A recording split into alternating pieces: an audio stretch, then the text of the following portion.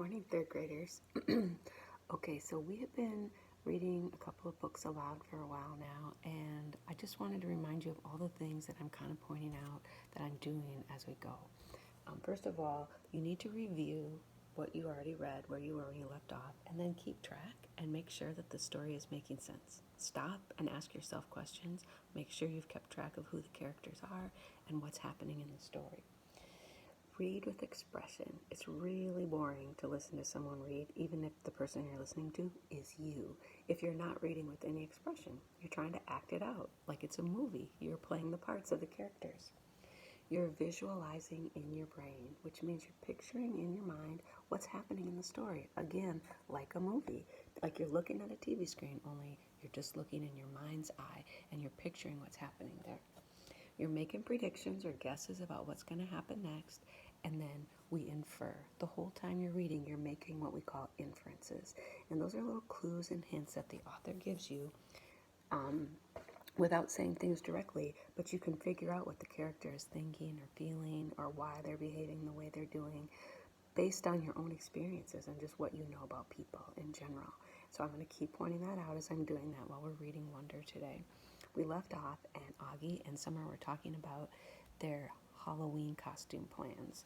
And frankly, I was feeling a little nervous because when people celebrate Halloween, a lot of times it's about monsters, and Augie has to worry about what people are saying about his face every day, and that just kind of makes me nervous. My prediction is something's going to be, someone's going to be unkind to him about Halloween, but let's see, hopefully I'm wrong. This chapter is called School Pictures. All right. I know I'm always kind of nervous about school pictures, and I hate looking at them when I hate how the picture looks. So I wonder if this is extra hard for Augie. I don't think anyone will be shocked to learn I don't want to have my school picture taken on October 22nd. No way. No, thank you. I stopped letting anyone take pictures of me a while ago. I guess you could call it a phobia. No, actually, it's not a phobia. It's an aversion, which is a word I just learned in Mr. Brown's class. I have an aversion to having my picture taken. There, I used it in a sentence. I thought Mom would try to get me to drop my aversion to having my picture taken for school, but she didn't. Unfortunately, while I managed to avoid having the portrait taken, I couldn't get out of being a part of the class picture. Ugh. The photographer looked like he just sucked on a lemon when he saw me. I'm sure he thought I ruined the picture. I was one of the ones in the front sitting down. I didn't smile. Not that anyone could tell if I had. I can understand why he wouldn't want his picture taken. That was a short chapter. The Cheese Touch. Now this reminds me of Diary of a Wimpy Kid. I wonder if it's the same cheese touch. Let's see. I noticed not too long ago that even though people were getting used to me, no one would actually touch me. I didn't realize this at first because it's not like kids go around touching each other that much in middle school anyway. But last Thursday in dance class, which is like my least favorite class, Mrs. Atanabe, the teacher, tried to make Jimena Chin be my dance partner. Now, I've never actually seen someone have a panic attack before, but I've heard about it, and I'm pretty sure Jimena had a panic attack at that second. She got really nervous and turned pale and literally broke into a sweat within a minute, and then she came up with some lame excuse about really having to go to the bathroom. Anyway, Mrs. Watanabe let her off the hook because she ended up not making anyone dance together. Then yesterday in my science elective, we were doing this cool mystery powder investigation where we had to classify a substance as an acid or a base. Everyone had to heat their mystery powders on a heating plate and make observations. So we were all huddled around the powders with our notebooks. Now there are 8 kids in the elective, and 7 of them were squished together on one side of the plate, while one of them, me, had loads of room on the other side. So, of course, I noticed this. But I was hoping Ms. Rubin wouldn't notice this because I didn't want her to say something. But of course she did notice this. And of course she did say something. Guys, there's plenty of room on the other side. Tristan, Nino, go over there, she said. So Tristan and Nino scooted over to my side. Tristan and Nino have always been okay nice to me. I want to go on record as saying that. Not super nice, like they don't go out of their way to hang out with me, but okay nice, like they say hello to me and talk to me like normal. And they didn't even make a face when Miss Rubin told them to come to my side, which a lot of kids do when they think I'm not looking. Anyway, everything was going fine until Tristan's mystery powder started melting. He moved his foil off the plate just as my powder began to melt too, which is why I went to move mine off the plate. And then my hand accidentally touched his hand for a fraction of a second. Tristan jerked his hand away so fast he dropped his foil on the floor while also knocking everyone else's foil off the heating plate. "Tristan!" yelled Miss Rubin. But Tristan didn't even care about the spilled powder on the floor or that he ruined the experiment. What he was most concerned about was getting to the lab sink to wash his hands as fast as possible. That's when I knew for sure that there was this thing about touching me at Beecher Prep. I think it's like the cheese touch in Diary of a Wimpy Kid. Oh. The kids in that story were afraid they'd catch the cooties if they touched the old moldy cheese on the basketball court. At Beecher Prep, I'm the old moldy cheese. So that prediction or question about was it going to be like Diary of a Wimpy Kid was a good one, because it was exactly like Diary of a Wimpy Kid. I mean, he feels like he's the cheese that nobody wants to get anywhere near. Well, it takes him a lot of courage to go to school every day to feel like that. That's quite a challenge, quite a burden that he carries every day at school. This chapter is called Costumes. For me, Halloween is the best holiday in the world. It even beats Christmas. I get to dress up in a costume. I get to wear a mask. I get to go around like every other kid with a mask and nobody thinks I look weird. Nobody takes a second look. Nobody notices me. Nobody knows me. I wish every day could be Halloween. We could all wear masks all the time. Then we could walk around and get to know each other before we got to see what we looked like under the masks. When I was little, I used to wear an astronaut helmet everywhere I went. To the playground, to the supermarket, to pick Via up from school, even in the middle of summer, though it was so hot my face would sweat. I think I wore it for a couple of years, but I had to stop wearing it when I had my eye surgery. I was about 7, I think, and then we couldn't find the helmet after that. Mom looked everywhere for it.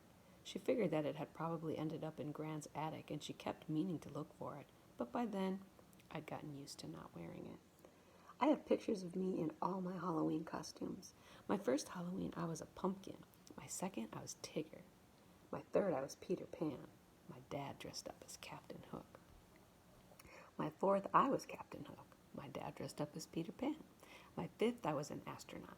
My sixth, I was Obi-Wan Kenobi. My seventh, I was a clone trooper.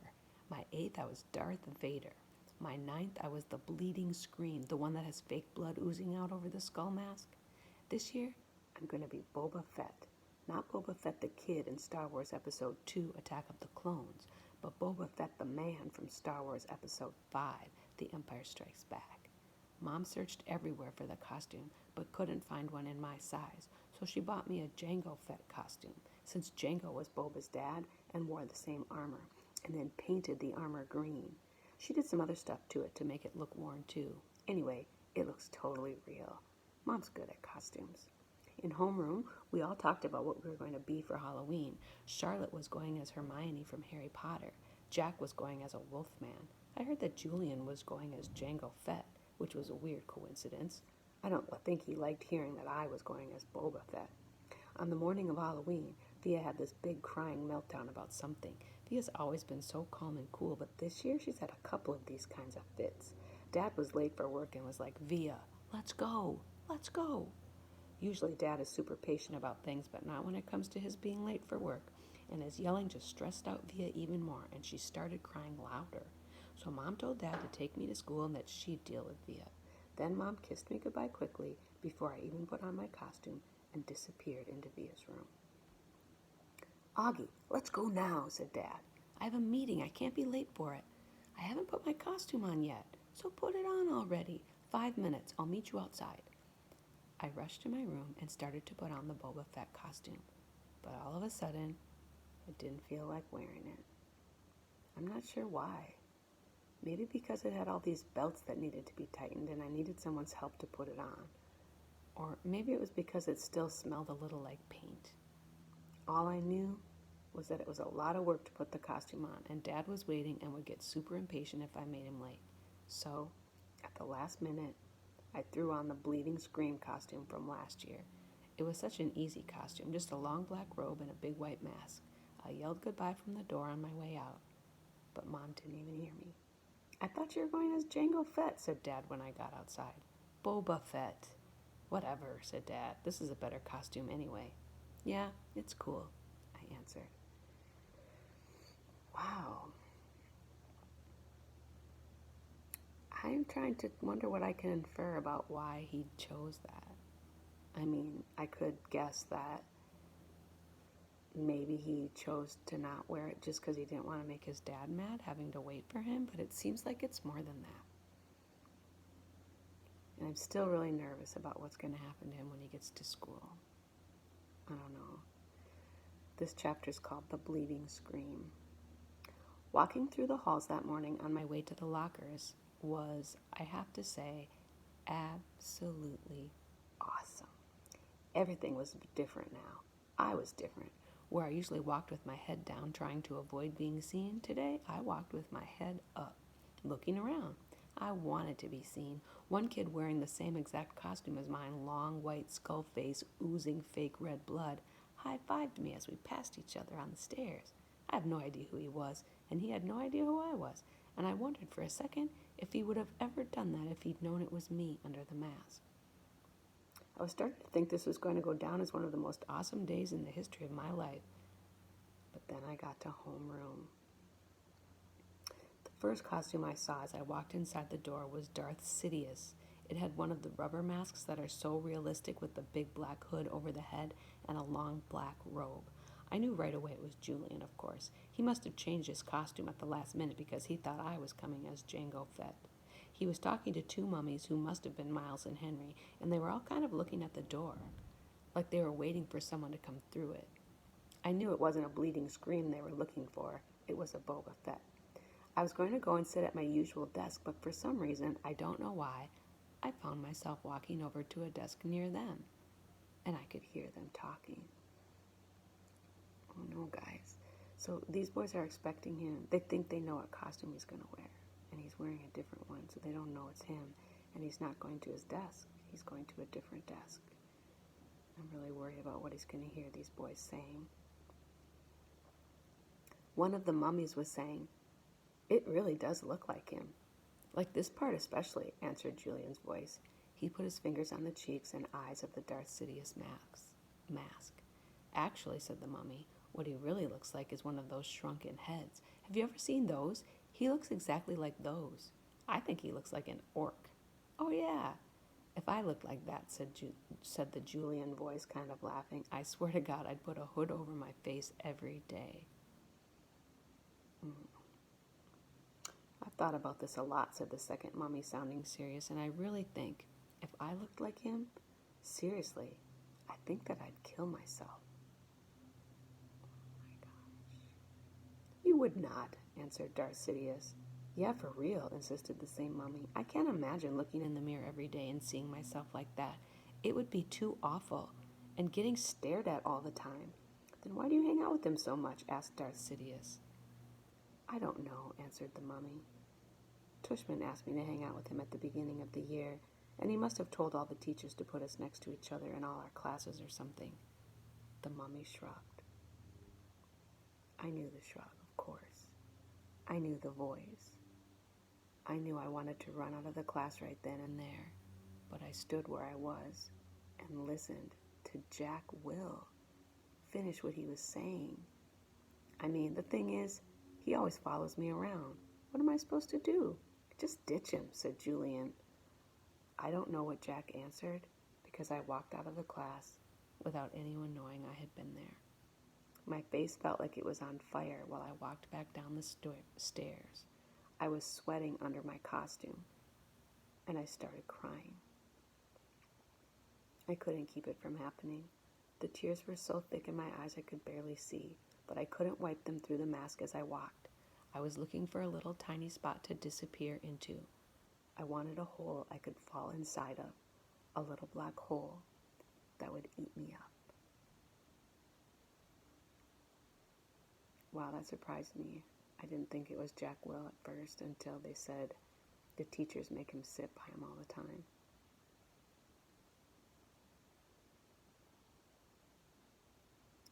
I'm kind of wondering if Jack Will